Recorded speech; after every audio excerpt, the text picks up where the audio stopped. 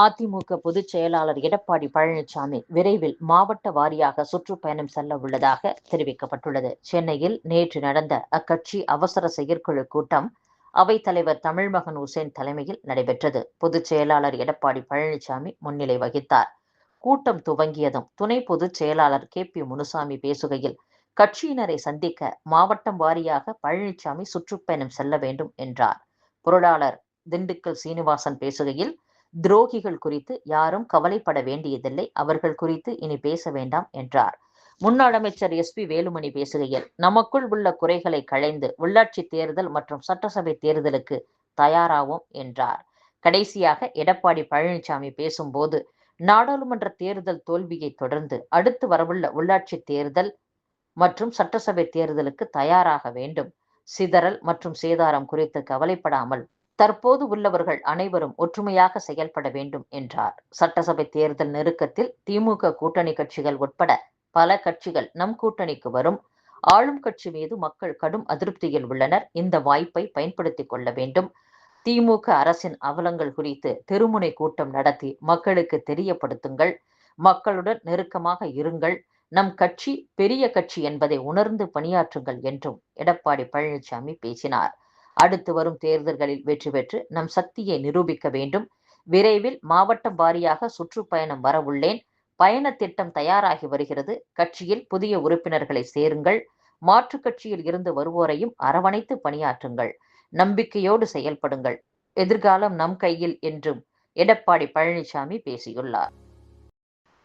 தூய்மை பணியாளர்களில் கையால் மலம் அள்ளும் தொழிலாளர்களுக்கு மறுவாழ்வு அளிக்க நடவடிக்கை கோரிய வழக்கில் தமிழக அரசு தரப்பில் அறிக்கை தாக்கல் செய்ய உயர்நீதிமன்ற மதுரை கிளை உத்தரவிட்டுள்ளது. பொள்ளாச்சி அருகே திமுகவை சேர்ந்த கோட்டூர் பேரூராட்சி தலைவரை மாற்ற வேண்டும் என கூறி அந்த கட்சி கவுன்சிலர்கள் உள்ளிருப்பு போராட்டத்தில் ஈடுபட்டனர். நீதிமன்றங்களில் வழக்கறிஞர்கள் ஆஜராவதை தடுக்க வழக்கறிஞர் சங்கங்களுக்கு அதிகாரம் இல்லை என்று சென்னை உயர்நீதிமன்றம் தெரிவித்துள்ளது. ராமநாதபுரம் மாவட்டம் ராமேஸ்வரம் அருகே பாம்பன் புதிய ரயில் பாலத்தில் 2 கோடி ரூபாயில் உப்புக்காற்றில் துருப்பிடிக்காத ரசாயன வர்ணம் பூசும் பணி நடைபெறுகிறது. பாம்பன் கடலில் 550 கோடி ரூபாயில் புதிய ரயில் பாலம் கட்டுமான பணி முடிந்த நிலையில் தற்போது பாலம் நடுவில் 650 டன் எடையுள்ள தூக்கு பாலம் பொருத்தப்பட்டுள்ளது. இந்த புதிய தூக்கு பாலம் லிப்ட் முறையில் திறந்து மூட ஏதுவாக தொழில்நுட்ப கருவியுடன் பொருத்தும் பணி நடைபெறுகிறது. இந்நிலையில் பாம்பனில் வீசும் உப்புக்காற்றில் தூக்கு பாலம் மற்றும் தண்டவாளத்தை தாங்கி நிற்கும் இரும்பு கார்டர்கள் துருப்பிடிக்காத வகையில் 2 கோடி ரூபாயில் பாலிஷ் பிளாக்சின் மற்றும் ஜிங்க் மெட்டலைசின் என்ற ரசாயனம் கலந்த வர்ணம் பூசும் பணி நடைபெறுகிறது. இந்த பணிகள் இன்னும் 20 நாட்களுக்குள் முடிய வாய்ப்புள்ளது. இதன் பின் பாலத்தில் அடுத்தடுத்து ரயில் என்ஜின் மற்றும் ரயில் பெட்டிகளுடன் சோதனை ஓட்டம் நடத்தவும் திட்டமிட்டபடி அக்டோபர் 1ஆம் தேதி புதிய பாலம் வழியாக ராமேஸ்வரத்திற்கு ரயில் போக்குவரத்து துவங்கும் என்றும் ரயில்வே அதிகாரிகள் தெரிவித்துள்ளனர்.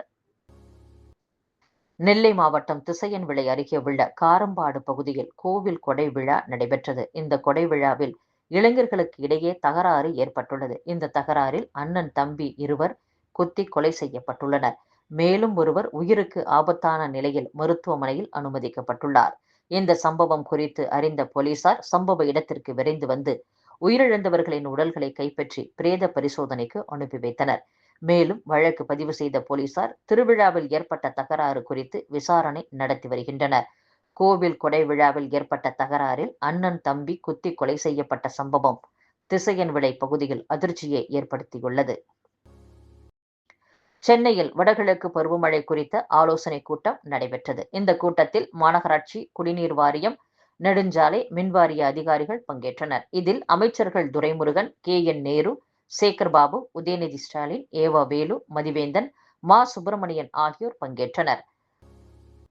மத சார்பற்ற பொது சிவில் சட்டம் காலத்தின் கட்டாயம் என வலியுறுத்தி சுதந்திர தின உரையில் பிரதமர் மோடி பேசிய நிலையில் அதனை ஆதரிக்க பாஜக கூட்டணி கட்சிகள் தயக்கம் காட்டுகின்றன.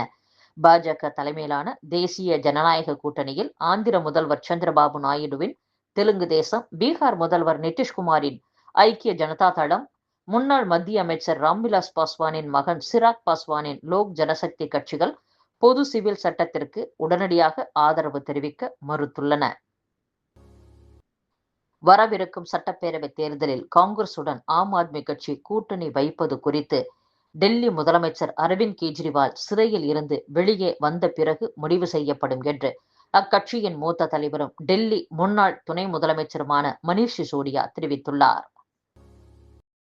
நபிகள் நாயகம் மற்றும் இஸ்லாம் குறித்து சர்ச்சைக்குரிய கருத்துக்களை தெரிவித்ததாக ஹிந்து மத தலைவர் ராம்கிரி மகராஜ் மீது மகாராஷ்டிரா காவல்துறையினர் 2 வழக்குகளை பதிவு செய்துள்ளனர். ககன்யான் திட்டத்திற்கு முன்னோட்டமாக ஆளில்லா கலனை விண்ணுக்கு அனுப்பும் முயற்சி வரும் டிசம்பரில் மேற்கொள்ளப்படும் என்று இஸ்ரோ தலைவர் சோம்நாத் தெரிவித்துள்ளார்.